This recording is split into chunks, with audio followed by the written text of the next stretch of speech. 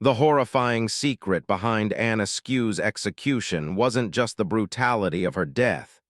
It was the fact that England's highest officials personally tortured her, illegally, desperately, and in absolute terror of the truth she refused to speak.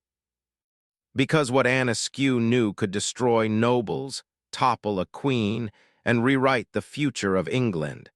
So they tried to silence her in the most nightmarish way possible. And Britain spent centuries trying to bury what really happened to her. Human cartilage, tears with a wet snap, ligaments stretch until they rip, ball joints grind and pop as they're forced from their sockets. The year is 1546.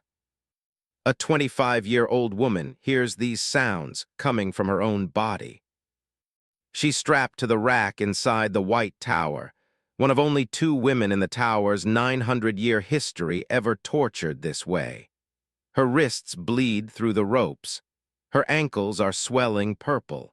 And the 2 men turning the handles aren't soldiers, executioners, or criminals.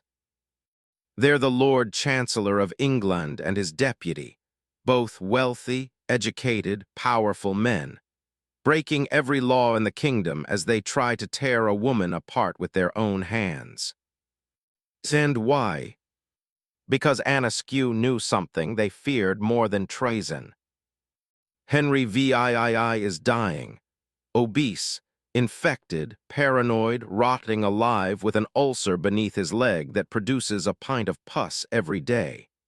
Courtiers can barely stand near him without gagging. His heir, 9-year-old Edward, is sickly, easy for powerful men to control. 2 factions are ready to seize the future of England. Catholic hardliners, led by Bishop Gardiner. Reformist Protestants, protected by Queen Katherine Parr. But Katherine Parr has a secret. She's a Protestant, privately hosting Bible studies and translating forbidden texts.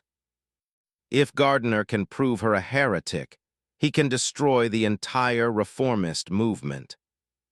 He just needs one name, one woman from her inner circle to break. Anne Askew. Young, brilliant, noble-born. A woman who read scripture in Latin and Greek, quoted Paul from memory, and openly rejected Catholic doctrine, even in front of priests. Thrown out of her forced marriage, she walked 120 miles to London alone and began preaching, something women were forbidden to do. She made friends among Katherine Parr's circle. And Gardiner saw his opportunity.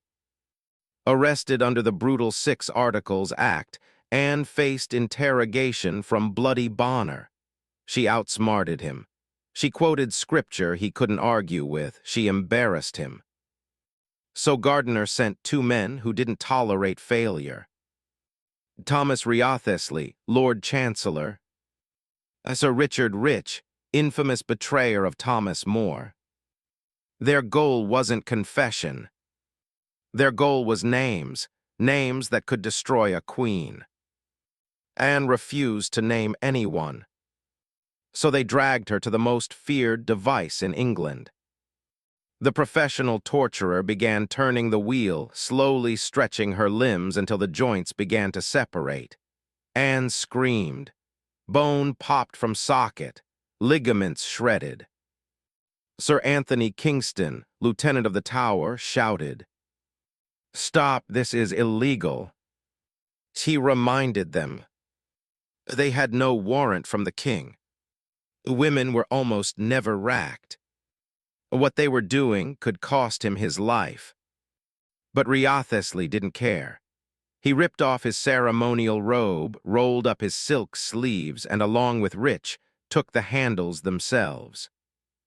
2 of the most powerful men in England, personally, torturing a 25-year-old woman. Pulling her apart like laborers. Sweating, grunting, turning the wheel until her shoulders ripped from their sockets and her hips tore free. Guards 3 stories up testified they could hear her screams, and some vomited from the sound. Still Anne said, "I know nothing." Hours later, Kingston ran directly to the king, risking death, and told him everything. Henry, furious, ordered the torture to stop. But it was too late. Anne's body was destroyed beyond repair. Unable to walk or sit, Anne lay on a stone floor. Yet she still wrote everything down, every question, every threat, every turn of the rack. Her notes were smuggled out, copied, printed, spread secretly across England and Europe. And suddenly, her story was impossible to bury. Gardiner panicked.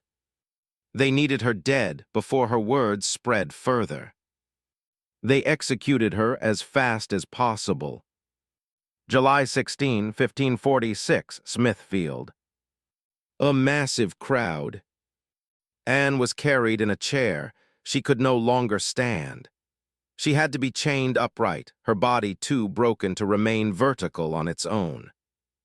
The priest offered her a royal pardon if she would deny her beliefs. Anne looked at the paper and said, "I came not hither to deny my Lord and Master." They lit the fire.